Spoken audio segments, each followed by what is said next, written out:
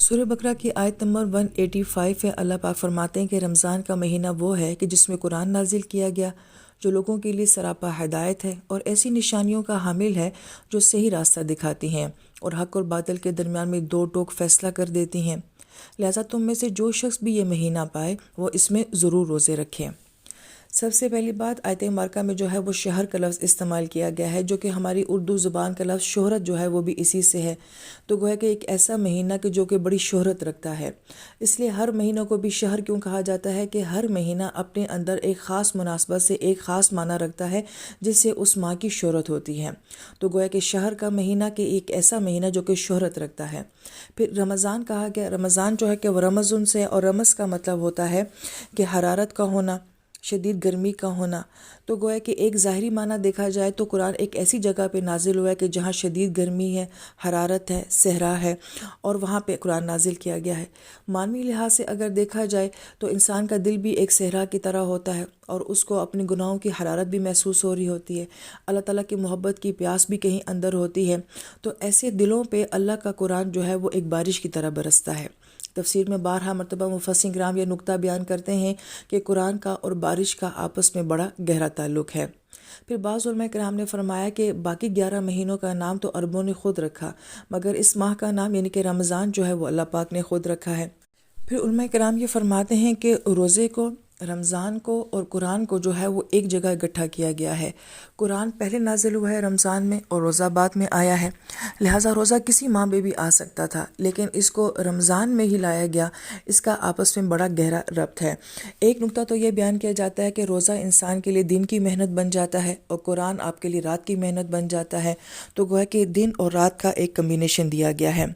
پھر بعض علماء کرام نے یہ نقطہ بیان فرمایا کہ انسان کے اندر دو طرح کے وجود ہیں، ایک جسم ہے، جسمانی نظام ہے، اور ایک انسان کا روحانی نظام ہے۔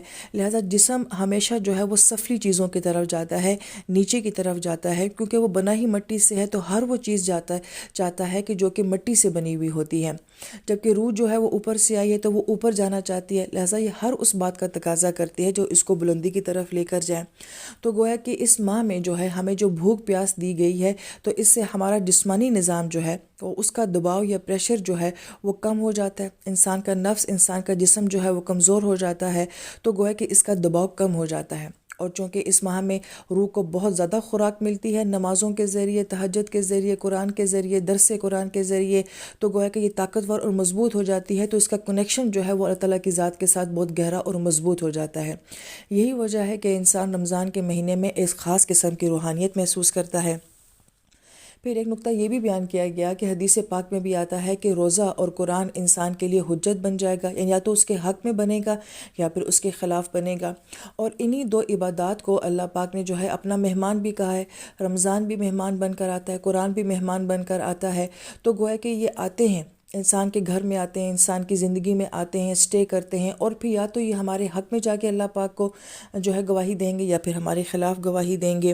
جیسا کہ حدیث پاک کا مفہوم ہے کہ روزہ کہے گا کہ اللہ تعالیٰ میں نے اس کو دن میں کھانے سے روکے رکھا، قرآن کہے گا اللہ تعالیٰ میں نے اس کو رات کو سونے سے روکے رکھا، تو گویا کہ دونوں کی شفاعت جو ہے وہ ہمارے حق میں قبول کی جائے گی۔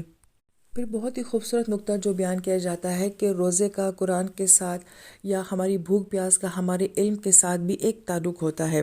موسیٰ علیہ السلام کو کہا گیا کہ آپ نے 30 دن کے لیے آنا ہے، وہاں پہ روزہ رکھنا ہے۔ اللہ تعالیٰ کو وہ 30 دن کا روزہ اتنا پسند آتا ہے کہ 10 دن کی مزید اضافت ہو جاتی ہے، لیکن وہاں پہ بھی ایک پہاڑ تھا اور وہاں پہ بھی موسیٰ علیہ السلام کو لوگوں سے ہٹ کٹ کر تنہائی میں آنے کا حکم دیا گیا، پھر روزہ رکھوایا گیا، اور اس کے بعد پھر اللہ پاک نے آپ کو تورات دی تھی۔ بالکل یہی منظر ہمیں نبی علیہ السلام کی زندگی میں نظر آتا ہے کہ آپ علیہ السلام غار حرا میں چلے جاتے ہیں، بہت مختصر سا توشہ لے کے جاتے ہیں، وہ آلموسٹ کوئی روزہ ہی بن جاتا ہے۔ نہ مائکرو ویو ہوتے تھے اس وقت میں، اور وہاں پہ کھانا پہنچانا جو ہے وہ اتنا آسان نہیں ہوتا تھا۔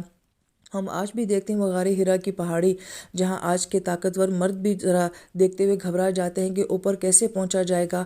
وہاں 50 سال سے بڑی عمر کی عورت جو ہے وہ کھانا نبی علیہ السلام تک پہنچاتی ہے، تو وہ کتنا ہی کھانا ہوگا اور وہ کتنے دن جو ہے وہ چلتا ہوگا۔ تو گویا کہ ایک روزے کسی کیفیت تھی۔ تو مخلوق سے ہٹ کٹ گئے ہیں، پہاڑ بھی ہے، تنہائی بھی ہے، روزہ بھی آ گیا، اور پھر نبی علیہ السلام کو جو ہے وہ اقرا بسم ربک الذی کی آیات ملتی ہیں۔ تو گویا کہ ان دونوں واقعات کے اندر ایک مماثلت ہے کہ جب انسان مخلوق سے کٹتا ہے، اللہ تعالیٰ کے ساتھ ایک تعلق پیدا کرتا ہے، اور جب اس کے اوپر جسمانی دباؤ کم ہوتا ہے اور اس کی روح اسٹرانگ ہوتی ہے، تو اللہ پاک پھر انسان کو علم دیتے ہیں، قرآن دیتے ہیں۔ پھر اللہ تعالیٰ آیت مبارکہ میں یہ فرماتے ہیں کہ ہم نے اس مہینے میں جو قرآن دیا ہے وہ لوگوں کے لیے ہدایت ہے، اور اس میں بینات ہیں ہدایت کی اور فرقان ہے۔ تو ہمارے ذہن میں یہ سوال پیدا ہوتا ہے کہ اس سے پہلے آلریڈی کتنا قرآن نازل ہو چکا ہے، 14 سال کے بعد یہ آیات جو ہیں وہ نازل ہو رہی ہیں، کتنے صحابہ کرام جو ہیں وہ آلریڈی اس قرآن سے ہدایت لے چکے ہیں۔ تو اب یہ آیت مبارکہ کیا معنی دے رہی ہے کہ ہم نے اس میں لوگوں کے لیے ہدایت رکھی ہے، اس میں بینات ہیں، اس میں فرقان ہے؟ تو پہلی بات جو علماء کرام فرماتے ہیں وہ بہت ہی خوبصورت بات ہے کہ آپ کبھی بھی یہ بات نہیں کہہ سکتے کہ مجھے اس آیت سے ہدایت حاصل ہو چکی ہے، مکمل ہدایت حاصل ہو چکی ہے، یا مجھے اس قرآن سے جو ہے اس کی ساری ہدایت جو ہے مجھے سمجھ آ چکی ہیں۔ آپ جتنا بھی اس قرآن کو پڑھ لیں، سمجھ لیں، آپ کو لگتا ہے کہ ابھی مجھے مزید جاننے کی ضرورت ہے، اور جتنی بار آپ اس کو پڑھتے جائیں گے آپ کو لگے گا کہ آپ کو مزید جو ہے وہ ہدایت مل رہی ہے، مزید آپ کو گہرائی مل رہی ہے۔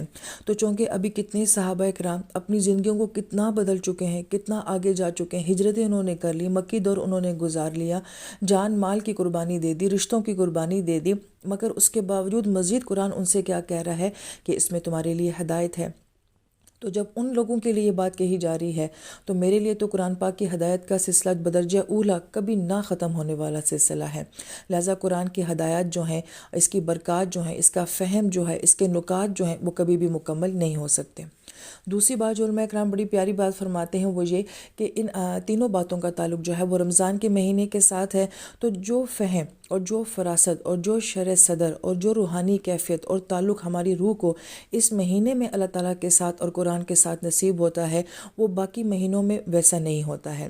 لہٰذا یہ ماہ جو ہے، یہ خاص طرح کی ایک ہدایت اور خاص طرح کی بینہ، ایک خاص طرح کی فرقان جو ہے اس مہینے میں انسان کو اور قرآن پڑھنے والے کو نصیب ہوتی ہے۔ اب یہاں پر غور طلب بات یہ ہے کہ اس ماہ میں تو پھر ہمارا تعلق جو ہے وہ قرآن کے ساتھ اور علم کے ساتھ اور گہرا ہو جانا چاہیے، جبکہ ہم مدارس میں دیکھتے ہیں کہ وہاں پہ بھی چھٹیاں دے دی جاتی ہیں۔ عام لوگ جو ہیں وہ عبادات کی طرف تو آ جاتے ہیں مگر وہ علم کی طرف نہیں آتے ہیں کہ رمضان کے مہینے میں پڑھنا بہت مشکل ہے، جبکہ قرآن اس سے بالکل برعکس بات کہہ رہا ہے، اور بہت ہی گہری بات۔ علماء کرام یہ فرماتے ہیں کہ نیکی میں، علم میں، خیر کے راستے میں بڑی رکاوٹیں کیا ہوتی ہیں؟ ایک شیاطین کا ہونا اور دوسرا نفس کا ہونا۔ تو جب اللہ پاک یہ فرما رہے ہیں کہ ہم نے شیاطین کو جو ہے وہ قید کر لیا ہے، تو اس کا مطلب ہے کہ ریزسٹنس وہاں سے کم ہو گئی ہے۔ دوسرا دشمن جو ہے وہ نفس ہے، تو اس کو بھوکا پیاسا رکھے، اس کو بھی کمزور کر دیا گیا ہے۔ تو جب ریزسٹنس اتنی کم ہو رہی ہے، مخالفت اتنی کم ہو رہی ہے، تو اب تمہارا اچھا کام کرنا، نیک کام کرنا، علم حاصل کرنا تمہارے لیے آسان ہو گیا ہے۔ اس نقطے پہ بہت غور کرنے والی بات ہے کہ ہم عموماً بہت کچھ کرنا چاہتے ہیں مگر بہت ساری باطنی رکاوٹیں جو ہے وہ ہمیں روک دیتی ہیں، تو اللہ پاک نے وہ فورسز روک دی ہیں، ان کو قید کر لیا ہے۔ تو گویا کہ اس ماہ میں انسان جو حاصل کر سکتا ہے وہ باقی دنوں میں نہیں کر سکتا، تو پھر اس وقت کو زیادہ سے زیادہ استعمال کرنا چاہیے کہ انسان علم میں، قرآن سیکھنے میں، سمجھنے میں، گہرائی میں آگے سے آگے جائے۔ یہ بہت اہم بات ہے۔ پھر غور کریں کہ ہدی للناس کہا گیا کہ یہ قرآن جو ہے لوگوں کے لیے ہدایت ہے کہ اس مہینے میں لوگوں تک قرآن پہنچانا ہے۔ صرف مسلمانوں کا نہیں کہا، ایمان والوں کا نہیں کہا، کہ گویا کہ اس مہینے میں جتنا ہو سکے انسانیت تک قرآن کو پہنچایا جائے۔ بڑی پیاری بات علماء کرام فرماتے ہیں، ایک قرآن کے لیے بھی کہا گیا کہ ہدی للناس ہے، نبی علیہ السلام کو رحمت للعالمین کہا گیا ہے، اور اللہ تعالیٰ کے گھر کو ابراہیم علیہ السلام نے فرمایا تھا اللہ اس کو مثابۃ للناس بنا دے، کہ ایک ایسی جگہ جہاں لوگ بار بار لوٹیں، بار بار یہاں کی چکر لگائیں، بار بار اس جگہ کا سفر کریں۔ تو گویا کہ وہ گھر بھی کس کے لیے ہے؟ کل انسانیت کے لیے ہے۔ تو اس کا مطلب ہے بہت پیارا اور گہرا کانسیپٹ یہ ملتا ہے کہ اس مہینے میں تو مسلمان کی یہ کوشش ہونی چاہیے کہ وہ اس قرآن کو جو ہے وہ لوگوں تک، یعنی کل انسانیت تک جو ہے وہ پہنچانے کی کوشش کرے۔ اور بہت ہی پیارا، خوبصورت اور گہرا نقطہ علماء کرام بیان فرماتے ہیں کہ رمضان انقلاب کا مہینہ ہے، تبدیلی کا مہینہ ہے۔ کیسے کہ ہم دیکھتے ہیں کہ عرب بدلتا ہے، صحابہ کرام کی زندگیاں بدلتی ہیں، قبیلے بدلتے ہیں، پوری دنیا کا نقشہ بدل جاتا ہے، ہزاروں نسلیں بدل رہی ہیں، پوری دنیا میں جہاں کہیں پہ بھی اسلام نظر آتا ہے اور کہیں پہ بھی مسلمان نظر آتا ہے، تو اس کے پیچھے ان کی زندگیوں میں یہ تبدیل لانے والا محرک کیا تھا؟ قرآن تھا۔ اور قرآن کب نازل ہوا تھا؟ رمضان میں نازل ہوا تھا۔ تو گویا کہ اس رمضان کے مہینے میں جو قرآن نازل ہوا ہے اس سے کتنی دنیا بدلی ہے۔ اور سب سے بڑی بات یہ کہ نبی علیہ السلام کی زندگی کب چینج ہوتی ہے؟ تو وہ رمضان المبارک میں چینج ہوتی ہے۔ گویا کہ آپ علیہ السلام کو جب 40 سال کی عمر میں قرآن پاک ملتا ہے تو اس کے بعد آپ کی زندگی میں انقلاب آ جاتا ہے، پرائے اپنے ہو جاتے ہیں، اپنے پرائے ہو جاتے ہیں، پھر آپ نے اس قرآن کے نازل ہونے کے بعد پھر کوئی دوسرا کام کیا ہی نہیں۔